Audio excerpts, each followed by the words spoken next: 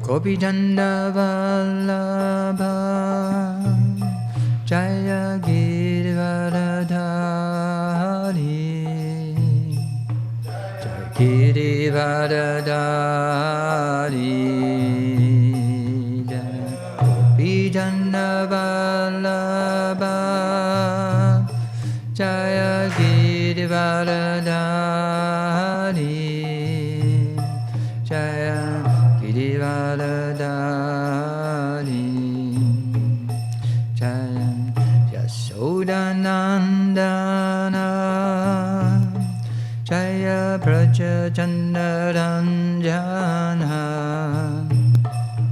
Jaya Braja Chandaranjana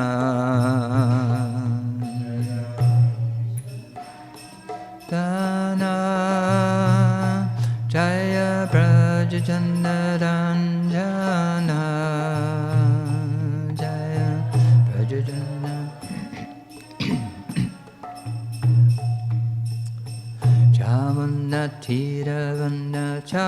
Chamunathiravannachari Jaya Kunja Bihari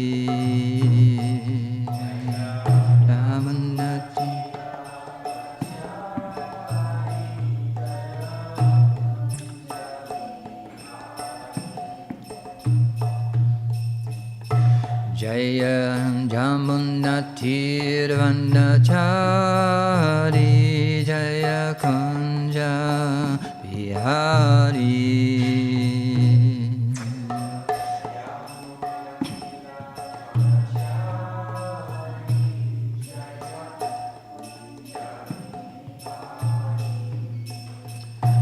Jaya Radha Madhava Jaya Kunja Bihari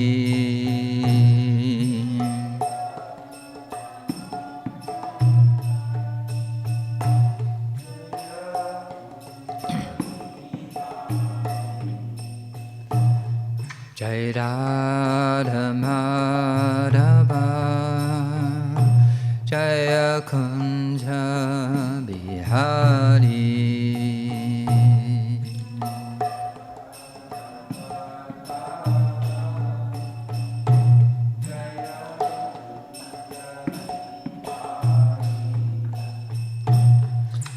Gopijana Vallabha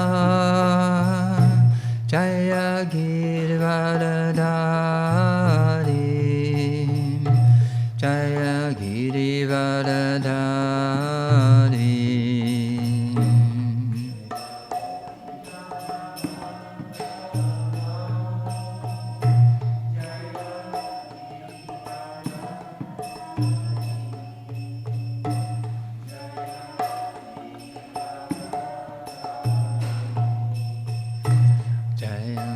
Yes, Jaya Gopijana Vallabha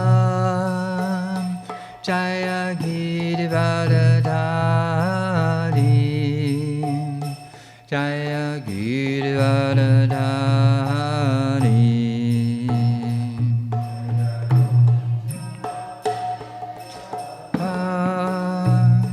Jaya Girivaradhari Girivaradhari Jaya Jasodanandana Jaya Braja Chandaranjana Jaya Braja Chandaranjana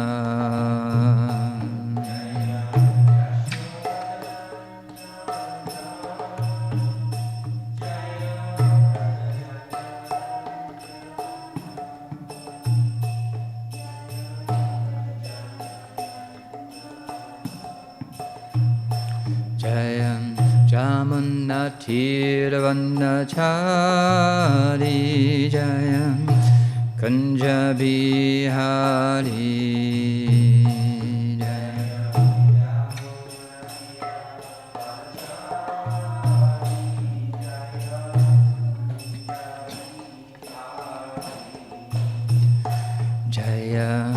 Yamunnathirvannachari Jaya Kunja Bihari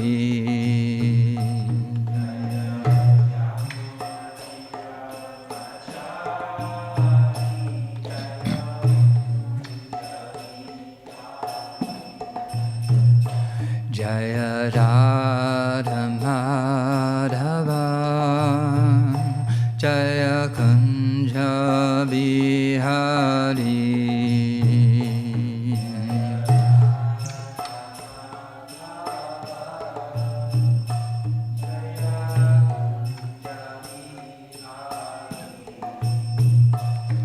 Jai Shri Krishna Chaitanya Prabhu Nityananda Shri Advaita Gadadha Shri Vasari Gaura Bhaktivinoda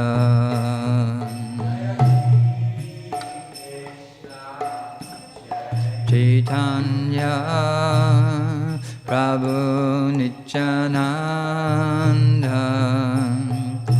Shri Advaita Gadadha Shri Vasari Gaura Bhaktivinoda Hare Krishna Krishna Krishna Hare Hare Hare Rama Rama Rama Hare Hare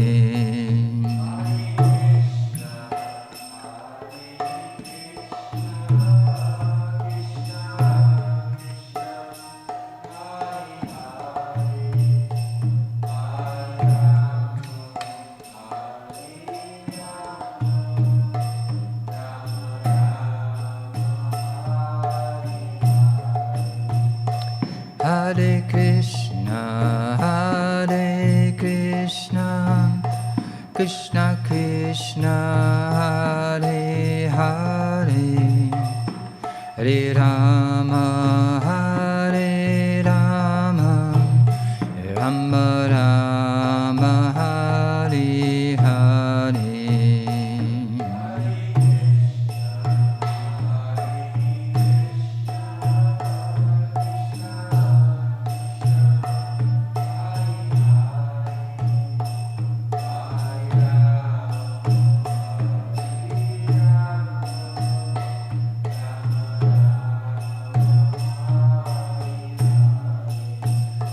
Hare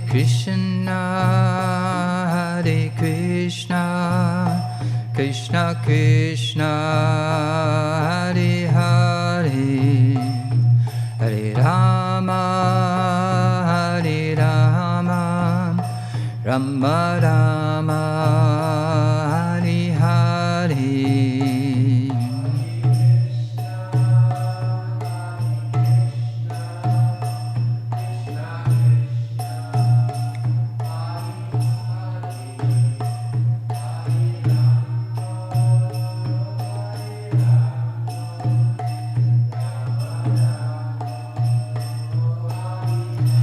Jaya Jaya Prabhupada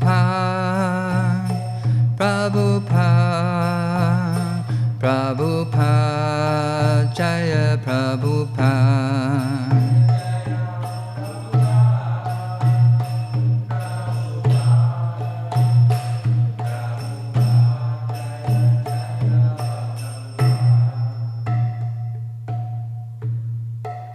Jai Vishwabhat Paramahamsa Prabhupada Gita Jasper Śrīmad His Divine Grace A.C. Bhaktivedanta Swami Prabhupada Ki Jai Śrīmad Bhāgavatam Grantarāja ki jai, Gaura Pramanandi Hari.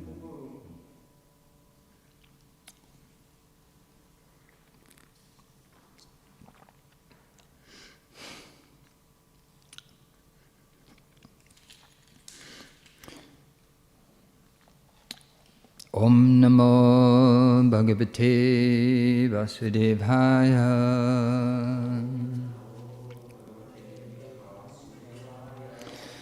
Om Namo Bhagavate Vasudevaya. Om Namo Bhagavate Vasudevaya.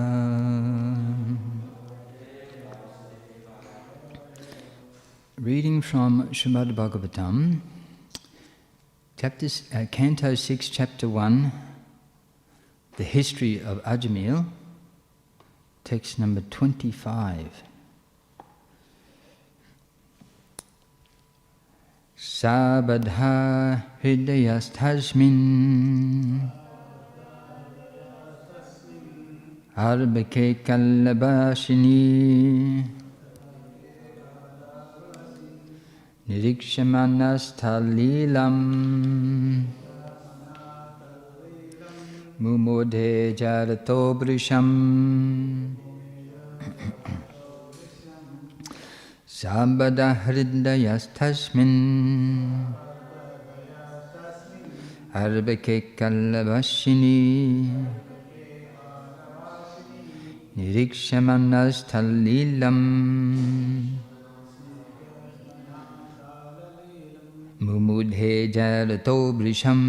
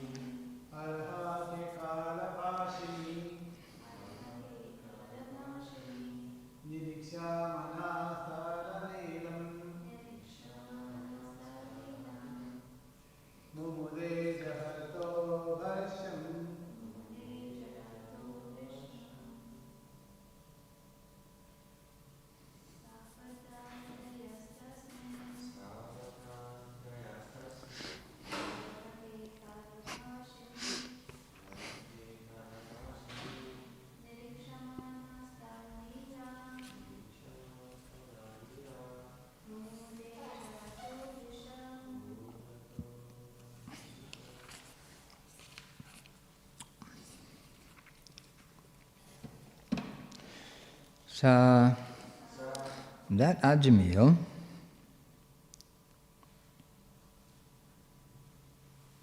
so you just repeat after me. That Ajamil, evam thus, Vartamana, oh sorry, is that the thing? We've skipped the page. There, that's the page. So, he, Bada Hridaya, being very attached, Tasmin, to that, Abake, small child, Kala Bashini, who could not talk clearly but talked in broken language. Nirikshamana, seeing, tat, his, lilam, pastimes, such as walking and talking to his father, mumudhe, enjoyed, jarata, the old man, brisham, very much. Translation. Because of the child's broken language and awkward movements, old Ajamil was very much attached to him. He always took care of the child and enjoyed the child's activities. Purport by His Divine Grace A.C. Bhaktivedanta. Purport. Here it is clearly mentioned that the child Narayan was so young that he could not even speak or walk properly. Since the old man was very attached to the child, he enjoyed the child's activities, and because the child's name was Narayan, the old man always chanted the holy name of Narayan.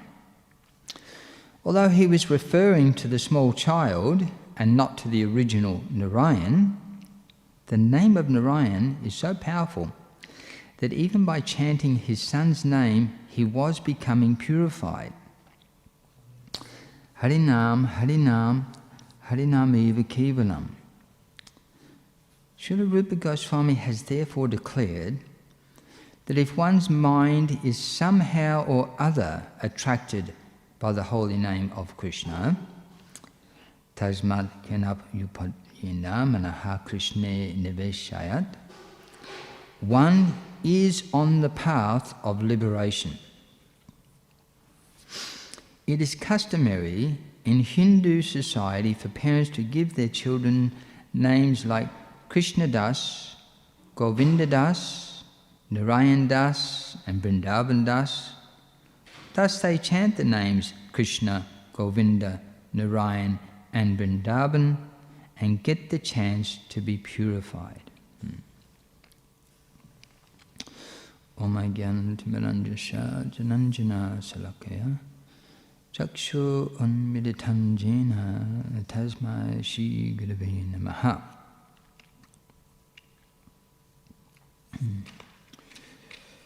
So this, as Prabhupada describes here, is customary in Hindu society. Which means that although they're not all Vaishnavas, they're not all in transcendental knowledge of the personality of Godhead and his feature of Paramatma, the Super Soul, within the heart of everyone, including the heart of the demigods, and that he is the source of the Brahman, spiritual effulgence mentioned in the Upanishads. They may not be familiar with all of that. They may be worshipping demigods without any real understanding of spiritual matters, and sometimes without even thinking very much about their own eternal nature. So they're Hindu society, but they're doing something. But because of the custom, they have the opportunity, there are some traditions which are there, put in place by people who do understand everything nicely, and those customs allow one to gradually chant the holy names of the Lord and to think of the Lord, remember the Lord in that way, become purified. So the chanting of the holy names of the Lord is very, very purifying, so purifying that in this case, even though Ajamil was thinking of his child, but he wasn't particularly thinking of God or Narayan or Krishna, but he was using the name Narayan, which is the name of God, while thinking of his child. So his mind was actually thinking of his ordinary material activities. And of course, because originally we are a spirit soul,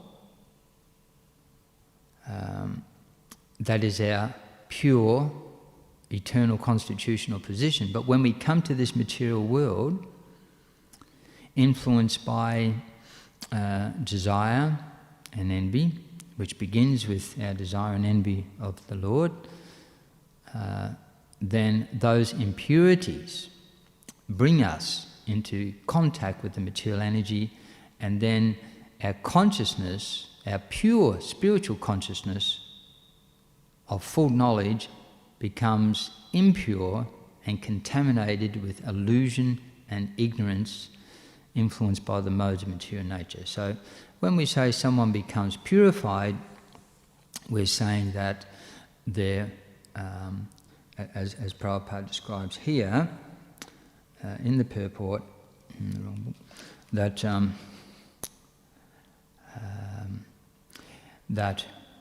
if one's mind is somehow or other attracted by the holy name of Krishna, one is on the path of liberation, on the path. So, on the path of purification of the soul. The beginning point of liberation is mentioned in the Bhagavad Gita, that one comes to the Brahman conception of life. So that is the point of the beginning of liberation. There's a concept, there's an understanding. I am a spirit soul, and all living entities are spirit soul. So that is the beginning of liberation.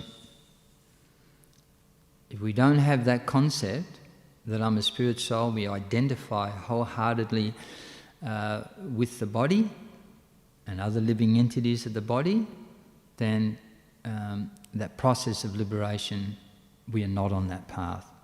We are on the path of living pretty much like the animals. And so the Vedic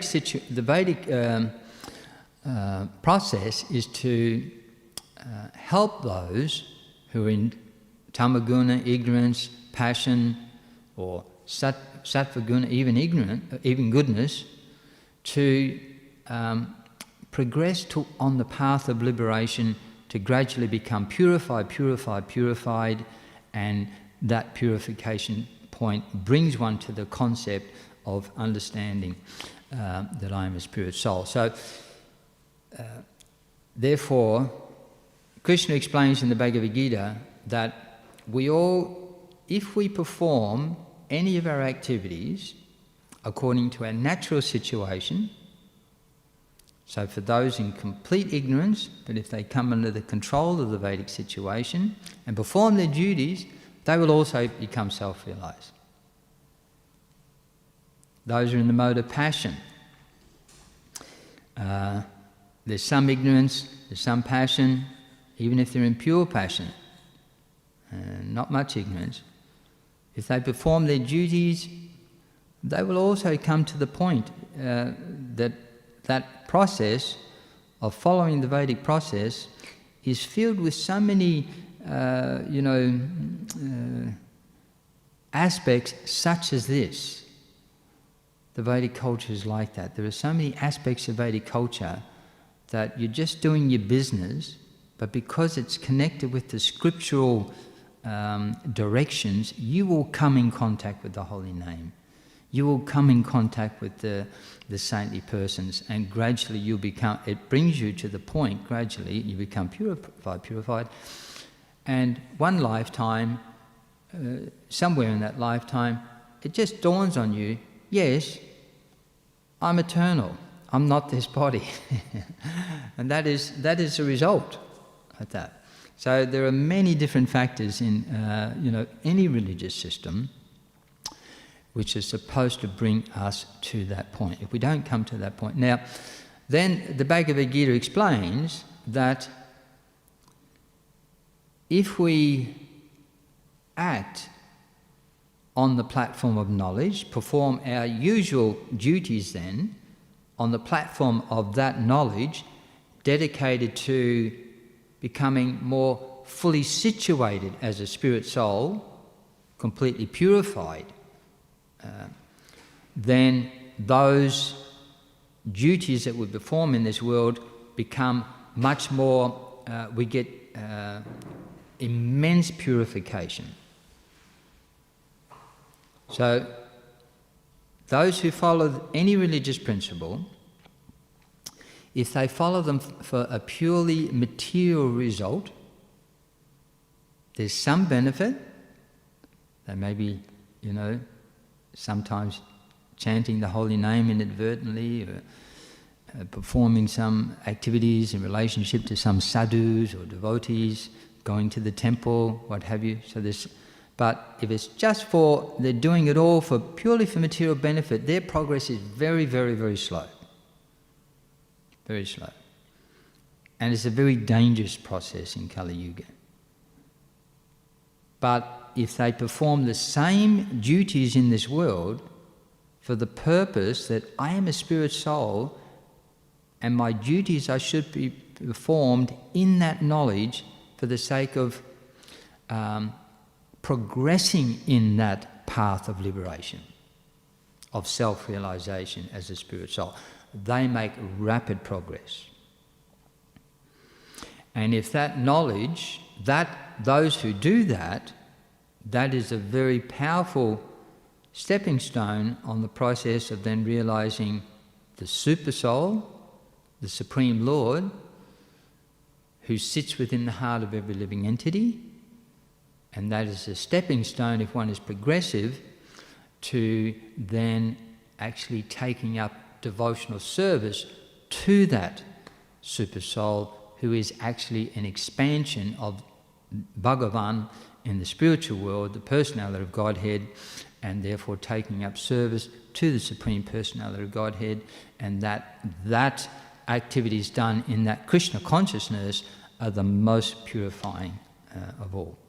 So that is a Vedic process. So people become on the path of Krishna consciousness.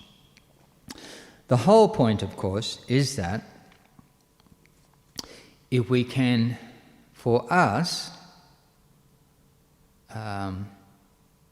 or for anyone who wants to go to become completely purified, the completely purified platform means when the soul is completely purified, they're placed in their original position as they are in the spiritual world. Even while situated in this world, the spirit soul understands, I am a spirit soul, part and parcel of the Supreme Lord's spiritual energy. Therefore, I am the eternal servant of the personality of Godhead.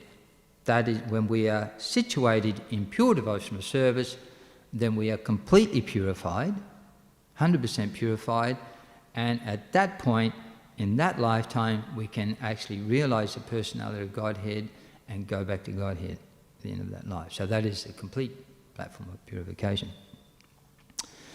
So, now, Ajamil, as we see, he was a Brahmin who understood that he was a spirit soul, and who actually also had some understanding of devotional service. But he fell down from that platform. But he was protected by whatever here, this chanting the holy name is so powerful that it was able to protect him. Ultimately, we will see that Ajamil, he could not go back to Godhead straight away because he had actually fallen and then had to practice again with determination. So he took birth again for the opportunity, okay, now let me, not fall away at that, because if I fall away again I will not go back to Godhead, and again so much trouble. So, in the Bhagavad Gita, this is mentioned, that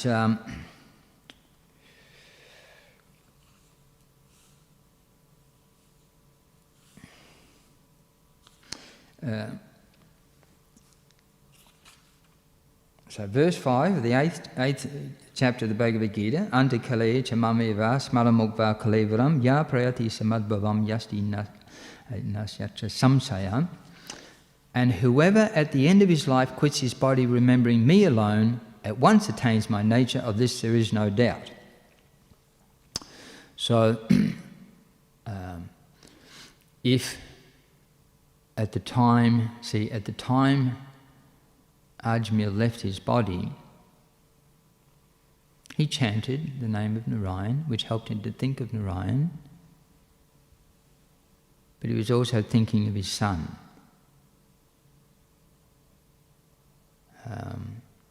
And therefore, at the time he left his body, he was purified by remembering Narayan, but not to the point where he could go back to Godhead, because his mind was also thinking of his son, predominantly, like that. But if we're just thinking of Krishna and nothing else, then we go back to God in this life. So that's mentioned in the next verse of this 8th chapter, verse number 6. Yam yam babi smaram bhavam cha jachante kalevaram tam tam vivati kuntaya sada tad bhava babitaha. Whatever state of being one remembers when he quits his body, O son of Kunti, that state he will attain without a fail. So that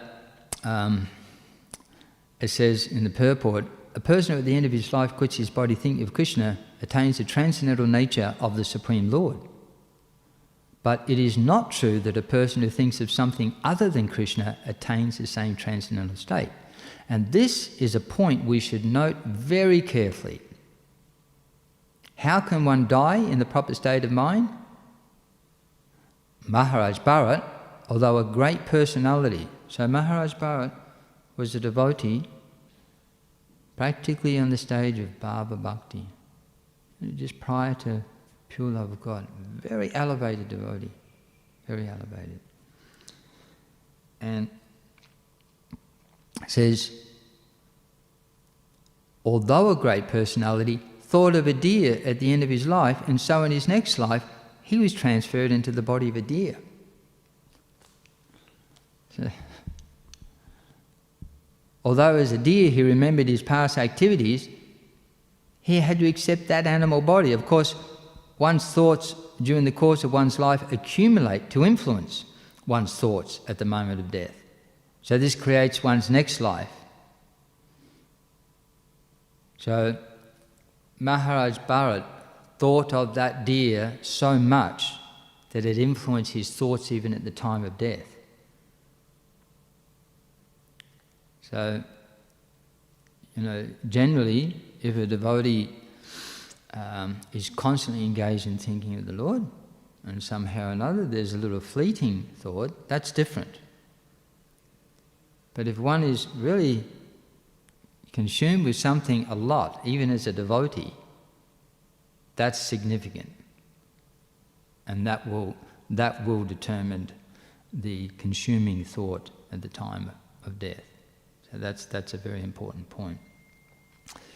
Not that we, and we'll discuss this, that we're constantly engaged in devotional service, and somehow there's this accidental death, and there's a little inattention at the time we die, and therefore we may not be able to think of Krishna. That was Arjuna's question at the start of Hare. He asked Krishna at the beginning of this 8th chapter, how do we think of you at the time of death? That's the secret. What if, and Prabhupada mentions in that purport about Kulakshetra Maharaj, Kulashekara, that I'm thinking of God now, but at that moment, at the moment of death, the throat becomes choked up, the body becomes disturbed, the mind becomes disturbed. Will I think of him then? Better I die now. He's thinking like that. So, but the point is that everything is tested in our life at that point. That's what Maharaj Kulakshetra is understanding. Not necessarily that he has a death wish, but he knows at the time of death that you will be tested. That's the point of what he's saying. Can I do it then? What sort of thinking, what sort of meditation am I thinking of the Lord that at that time I would think of him? Because if I do, I go back to Godhead. So that is a devotee has that in mind through everything they do. So then, in the purport there, it says, of course, if in one's present life one lives in the mode of goodness and always thinks of Krishna, it is possible for one to remember Krishna at the end of one's life, and that one will help one be transferred to the transcendental nature of Krishna. If one is transcendentally absorbed in Krishna's service, then his next body will be transcendental, spiritual, not material. Therefore, the chanting of the Hare Krishna, Krishna Krishna, Hare Hare, Hare Rama, Rama Rama, Hare Hare is the best process for successfully changing one's state of being at the end of one's life. Now, Prabhupada mentions in that purport that we should be engaged. Now, of course, none of us can sit down and chant the Hare Krishna Maha Mantra 24 hours a day, every day. We cannot imitate Haridas Thakur. So then, the main process is chanting Hare Krishna. So, as mentioned in the purport and as mentioned in the next verse, Krishna gives a solution. That you do all your natural activities as a father, as a mother, as a son, as a citizen, as a Brahmin, as a businessman, as a worker, as a farmer. You do all your natural activities according to your psychophysical makeup, but you mould your life in such a way that you're always thinking of Krishna, because the point is that we must remember and think of Krishna. So we mould our lives, and of course the main thing is that we're chanting the Hare Krishna Maha Mantra and always thinking of Krishna. And here, like this, Narayan. That's chanting Hare Krishna. That's one of the names of the Lord. The Hare Krishna Maha Mantra is a Maha Mantra, but of course we can't, if we have 4 kids, we could call one Hare, one Krishna. No, say we had 3 kids, we call one Hare, one Krishna, one Rama. Hare, Krishna, Rama. But if all the kids in the world were called Hare Krishna Rama, so then we have Govinda, Vrindavan, like that. And that is the same. That is the same. And also, one can live in Vrindavan, and one can live in the Holy Dham, but that's not possible for everyone. To live in the Holy Dham and just see everything related to Krishna and chant the Hare Krishna Maha Mantra 24 hours a day, that's not possible. So Krishna doesn't recommend that. And Lord Chaitanya and the Acharya specifically said, don't try to do that. Do something that's practical. And Krishna said to Arjuna, do your duty, but you think of me. Like that. Be a householder, be a brahmachari, be a sannyas, vanapras, chacha, but don't identify that I am that body, but it is an activity, a service we can do for the Krishna in a particular way that's natural to us, that we can do for the whole life, because it's natural, it's easy, and it also shows others how to do what's natural and easy, and allows us the time to chant Hare Krishna. So most devotees will mould their life in such a way, they're not working so hard. You see some of the billionaires in this world, they have billions of dollars, they still don't have time to sit and chant Hare Krishna. But a devotee's life, they do their activities, but they mould their life in such a way that they can have so much time for chanting Hare Krishna, associating with the devotees. And of course, we want to teach that process to the world, and that's why that is there in Srila Prabhupada's books, Śrīmad Bhāgavatam, Bhagavad Gita, because now they've started the Christmas Marathon, which began in 1972. So I guess next year will be the 50th anniversary. So that by distributing Prabhupada's books, that is one of the main services that we do as devotees, apart from chanting 16 rounds, of course, is the main service. And then next will be distributing Prabhupada's books. That is the basis of this movement. That is how this movement began, is how it grew, and how it was maintained, and how it will progress in the future. The basis of everything is this book distribution. That pleases Prabhupada, it pleases the Acharyas, it pleases Chaitanya Mahaprabhu. And within those books is so much instruction for the whole world, in any position, how they can mould their life in such a way to be Krishna conscious.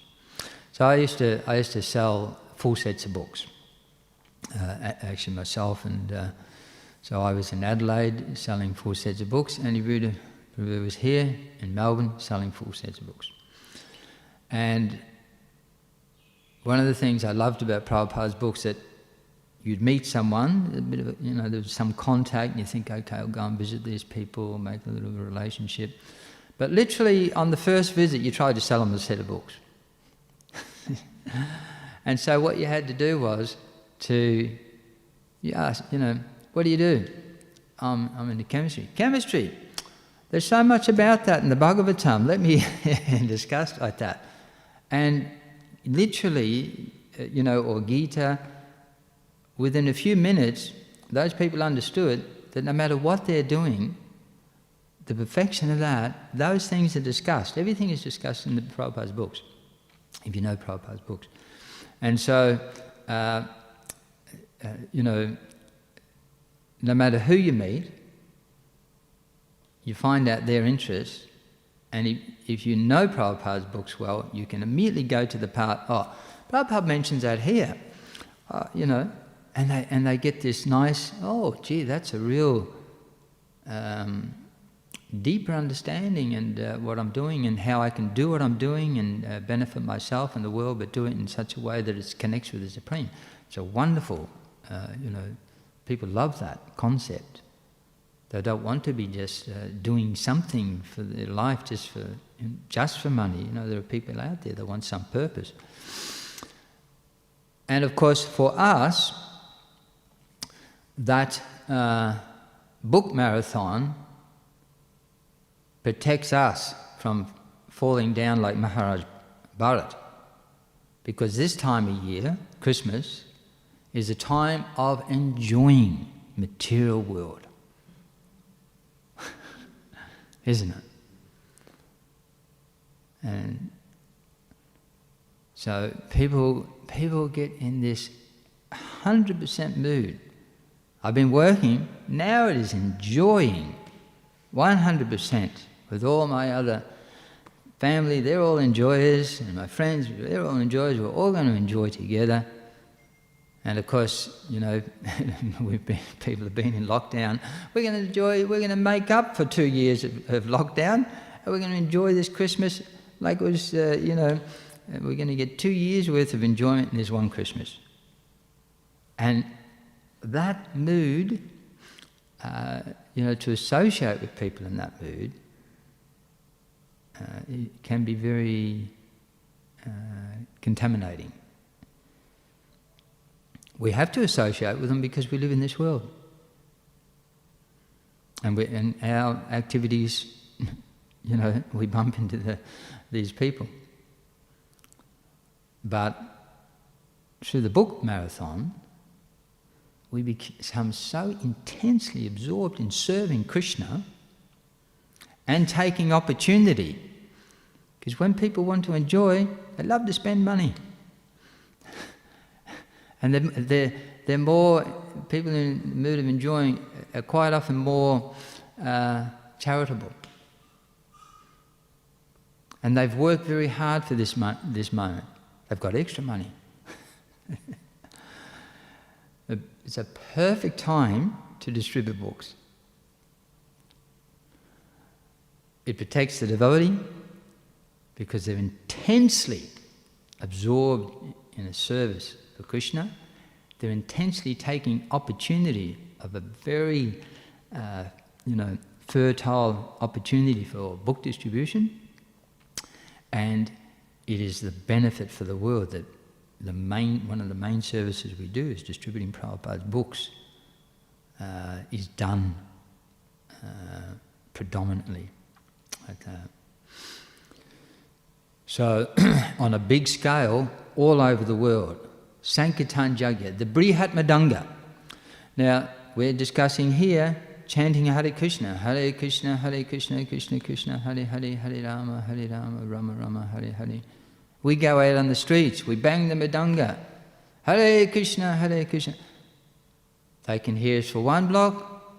I know sometimes if you're late, if you go down to catch up to the Harinam and they've already moved on, you've got to listen above the trams, above the traffic, and you've got to get within maybe 1 to 2 blocks and you can just hear that faint, oh, they're this way, like that.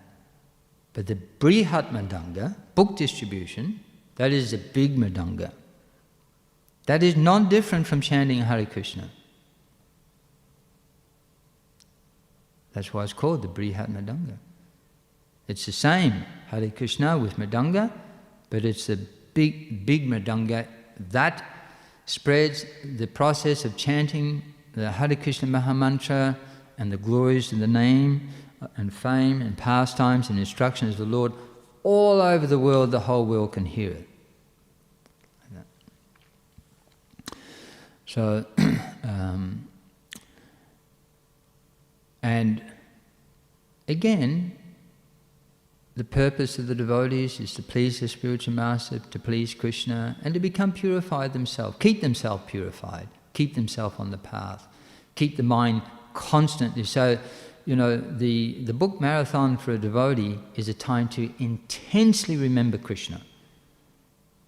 Because, like soldiers, they enter the battle to battle with material energy. There's in the 6th chapter of the Gita, there's this verse that Arjuna asked,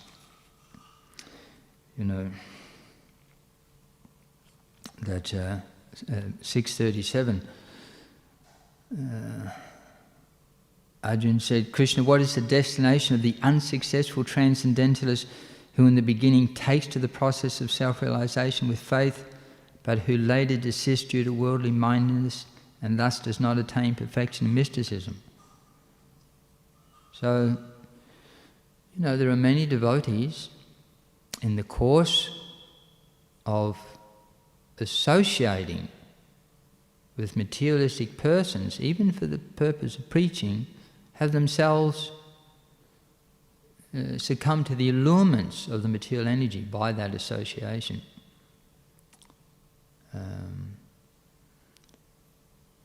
I have seen hundreds and hundreds and hundreds and hundreds of devotees, when they get out into that material world, especially when the influence of Maya is so strong as it is at Christmas, and they have become allured, caught up, again attracted to the enjoying spirit.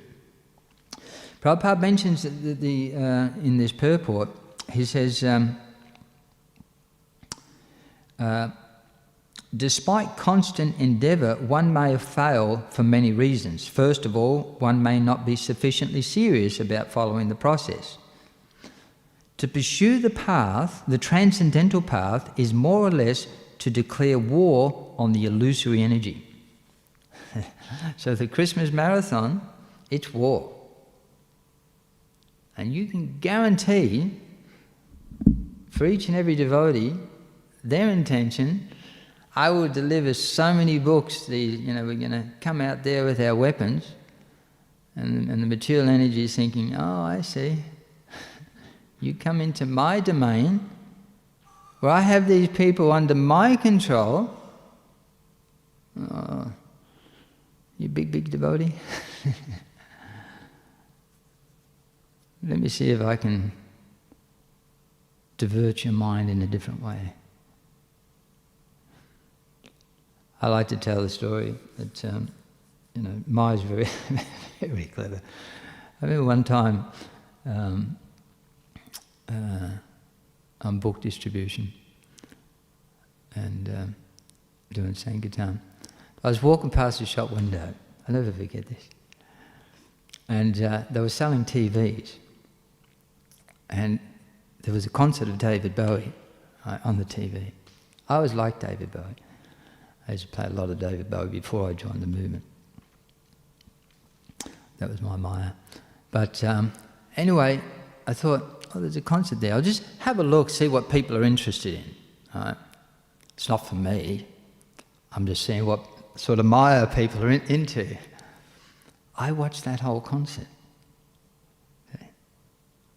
And when I got back to the temple, I thought, my God, you know,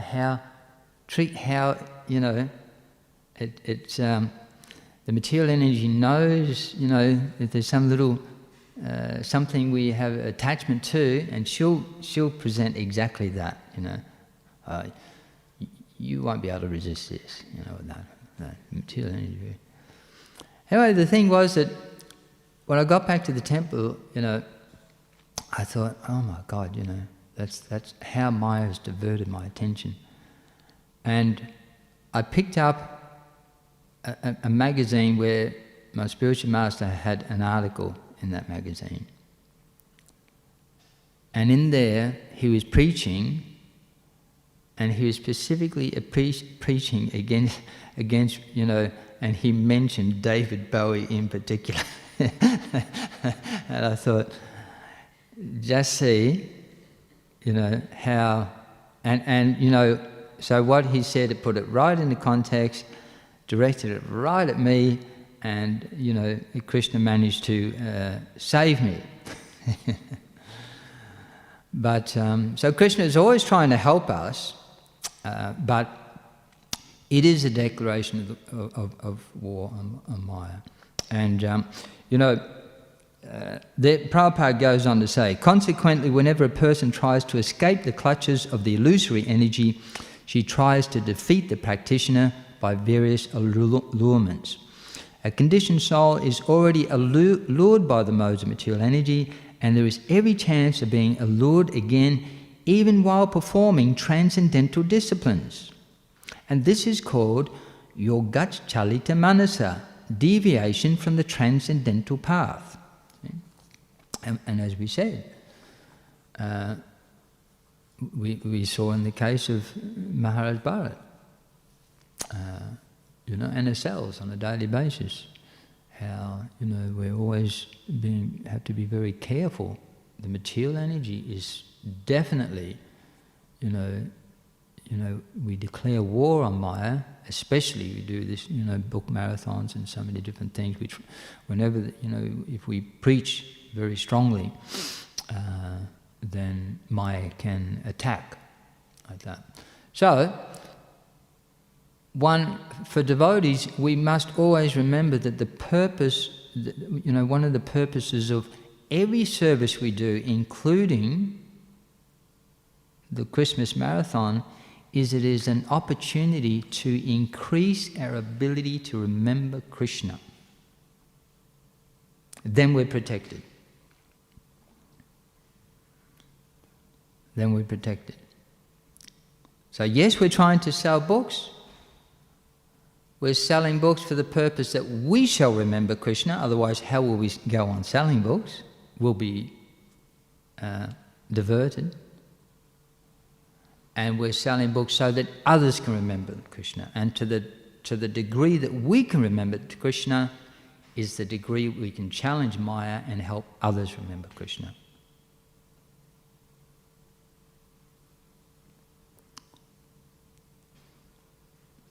If we're seeking that I shall become the most famous book distributor, my name shall be widely glorified, and we've already forgotten Krishna.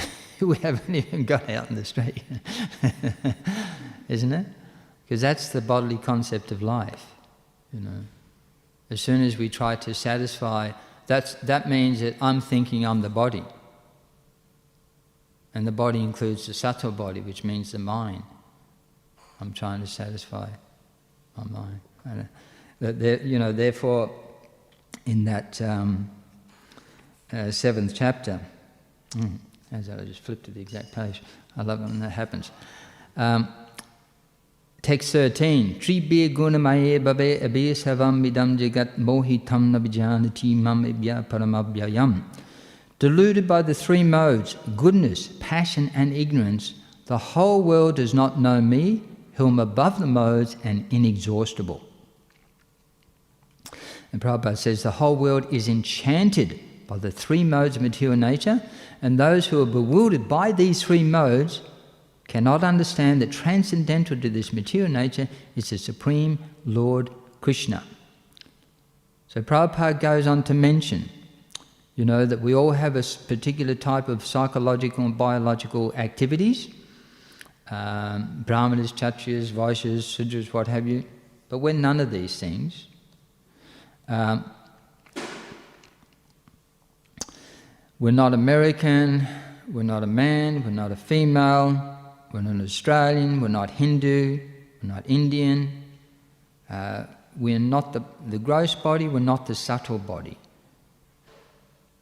And as soon as we are attracted to enjoy any aspect of the subtle or gross body, it means we're again in the bodily concept of life, and that means we have forgotten Krishna.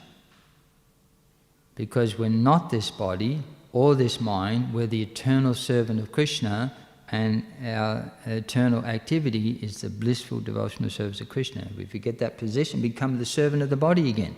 If we get Krishna. So, it says, there are many different kinds of living entities, human beings, demigods, animals, and each and every one of them is under the influence of material nature, and all of them have forgotten the transcendental personality of Godhead. So, that is the nature of the material energy.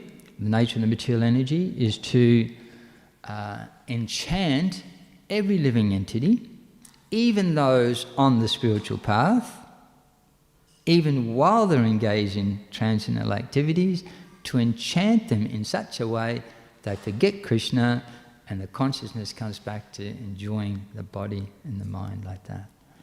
So, but I'll just read one last verse from the Gita, again from the 8th chapter, that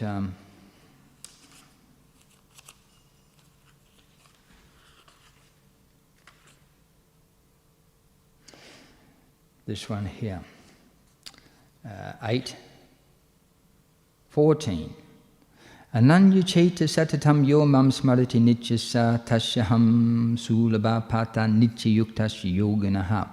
For one who always remembers me, without deviation, I am easy to obtain, O son of Pritha, because of his constant engagement in devotional service. And therefore we see those two things. We constantly engage in devotional service in order to always remember Krishna, and if we do that without deviation, that person most easily crosses over the material energy, the illusory nature of Maya, and at the end goes back to, attains Krishna in this lifetime and goes back to Krishna at the end. That makes it very easy. Prabhupada says that spiritual life is simple for the simple, which means that I've only got one thing I'm trying to do. I'm just trying to remember Krishna and serve Krishna. Devotion service is very easy for that person. And difficult for the duplicitous. I'm trying to remember Krishna and serve Krishna, and at the same time, there's some enchantment with the material energy I'm trying to satisfy. It becomes very difficult. So the strange thing, it's easier to constantly think of Krishna than to sort of think of Krishna and have little breaks with the material energy. That makes it, both things, impossible, really hard. It's actually easier to just think of Krishna all the time. And one becomes so dear to Krishna by that he gives them the most protection. So I'll just read that part of the purport. So one may think it's hard. How to always think of Krishna? We just do it. As Prabhupada said, what is the difficulty? If someone says, it's Like you ask someone who gambles, how do you always think of gambling? Well, it's not a problem. I'm attracted to it, I'm attached to it. I think of it night and day. I'm prepared to lose my wife, my house, my kids, my job for gambling. I can't stop them. That is their choice. You ask the drug addict, how can you think of drugs night and day? Yes, when will my next fix get? Where will I get the money? Every person I meet, is there some connection here where there's some drugs? People are after money, they're absorbed in it. Night and day, their entire life, no matter how much trouble they get, their mind never leaves that point of thought. Sex life, whatever it is. Krishna says, it's natural, we're eternally connected in love. You think of me, I'll think of you. Therefore, here, at the end of this verse, Prabhupada says that in any of these ways, the pure devotee is always constantly engaged in the transcendental loving service of the Lord and cannot forget the Supreme Lord, and so for him, the Lord is easily attained. A pure devotee cannot forget the Supreme Lord for a moment, and similarly, the Supreme Lord cannot forget his pure devotee for a moment. This is the great blessing of the Krishna consciousness process of chanting the Maha Mantra, Hare Krishna, Krishna Krishna, Hare Hare, Hare Rama, Rama Rama, Hare Hare. So if we always think of Krishna, you can guarantee at the time I'm thinking of Krishna, that means Krishna is thinking of me. And if we're trying to serve Krishna, Krishna is thinking of us, trying to serve him, he will help us. Okay, so any comments or questions on any of that? Yeah.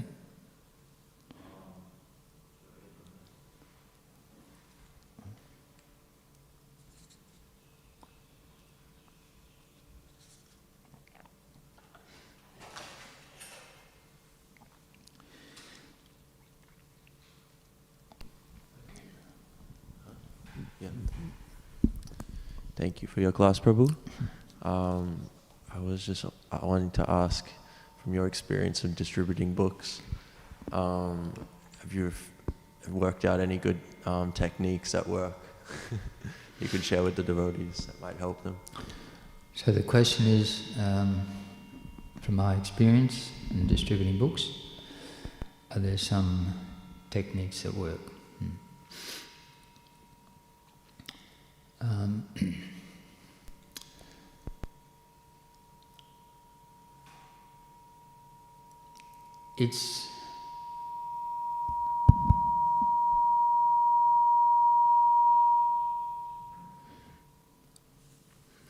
We follow Prabhupada's technique that, one,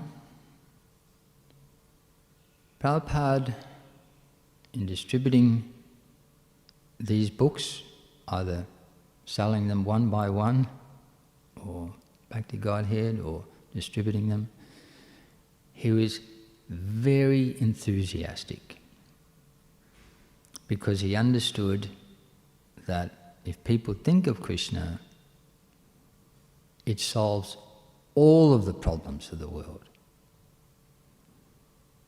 So that enthusiasm, people love it. People will reward that.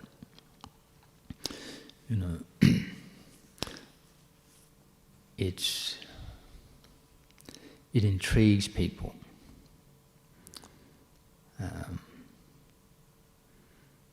And people like to see that. In this world where most family, their sons and daughters are embroiled in so many problems with drugs and bad habits, to see this generation being enthusiastic for something else other than all of those bad habits. People like that. They like that. So one is, that enthusiasm is very, very contagious.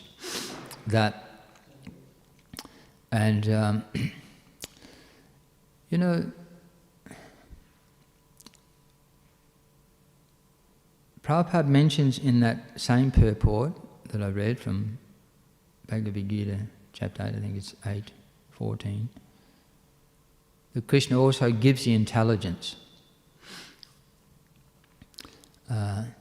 If we're Krishna conscious, you really get guidance from Krishna within what to say, what not to say. If you stop 3 people, you can spot this one will buy a book amongst them, who to concentrate on. Sometimes people will consume too much of your time so that you're not distributing many books at all. A lot of talking and not much book distribution. Prabhupada said preaching means, he says, preaching is not like he says, doesn't mean you give some lecture and everything finished. There's got to be a practical result.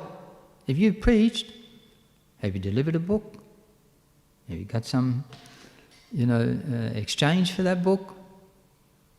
A temple's going up, there's prasadam going out, a devotee is being made. A devotee is very, very result orientated like that, because that's proper preaching. Bhaktivedanta Saraswati Thakur sent his sannyasis to the West. They got no result. They took a few photo opportunities, made themselves look good, come back empty-handed. Prabhupada didn't teach us to be like that. You get a result.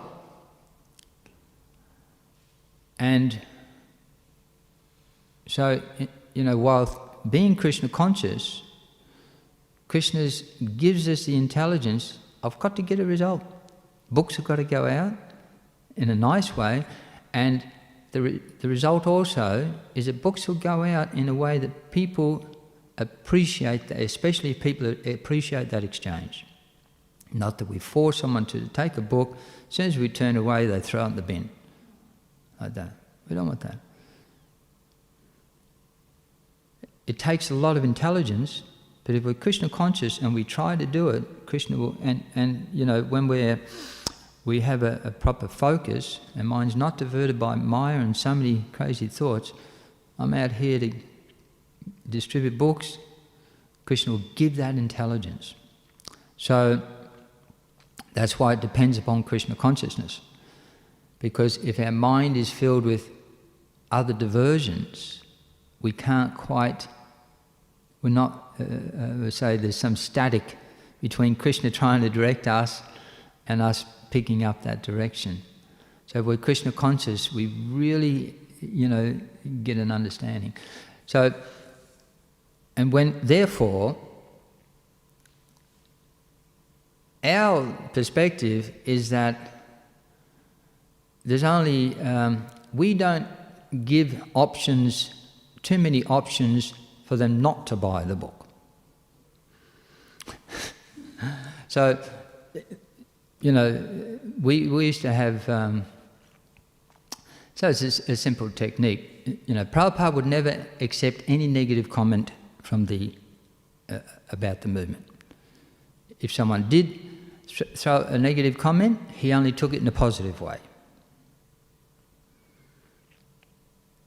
So in other words, he only wanted one result, that everything you say is going to be positive and go my way. You understand? One time someone says to Prabhupada, the thing I see about you is that you know everything. Prabhupada said, thank you. He said it as a criticism. Prabhupada said, oh, thank you. He's not going to take a criticism. He's not going to take a negative response. He's only going to accept a positive response for Krishna's sake. So, you don't say things like, would you like to buy a book? No. You don't ask a question in such a way that someone has the opportunity to say no. It's more like, you interested in yoga? Yeah. You get as many yeses as you can. Interested in yoga? Yeah. You look like a really intelligent person. You study a bit? Yeah. I bet you do this, you do that? Yeah. Get as many yeses. You like to buy a book? Yeah. Why did I say that? Put the book in their hand. Once they get a feel of it, it's like, they get attached to nearly anything that goes in their hand. So, but there's a lot of different techniques like that. But the thing is that you get the intelligence that, you ask a question and it somehow leads, it sort of gives them an opportunity to get out of buying a book or what have you. You don't ask it again, and Krishna will help you to realize that.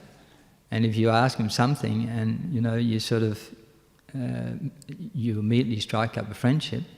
And of all things, the main thing is if people like you, they'll buy whatever you got, even if they don't want to.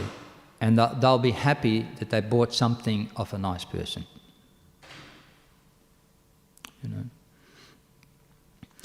Devotees are very friendly, very open, very honest, and very nice people.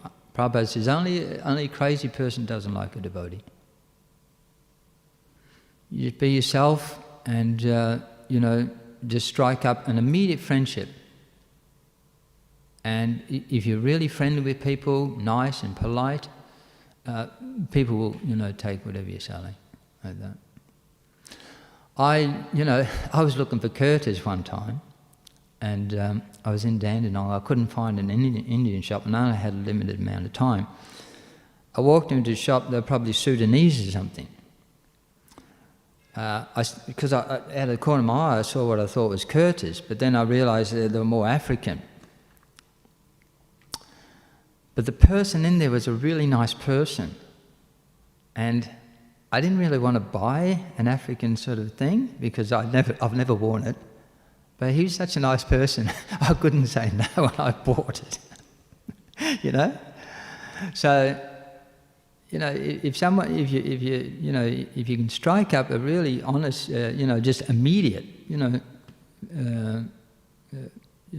say that people like you.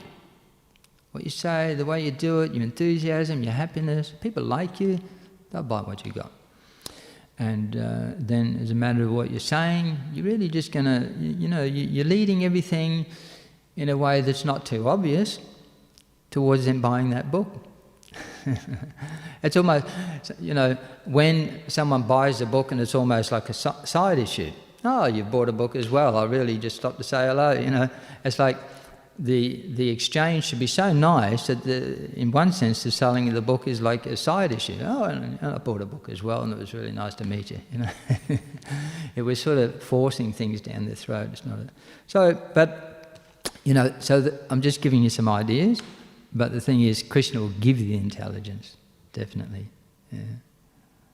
if you're Krishna conscious. Yeah. All right, we'll leave it there. Thank you. Hare Krishna. Sorry.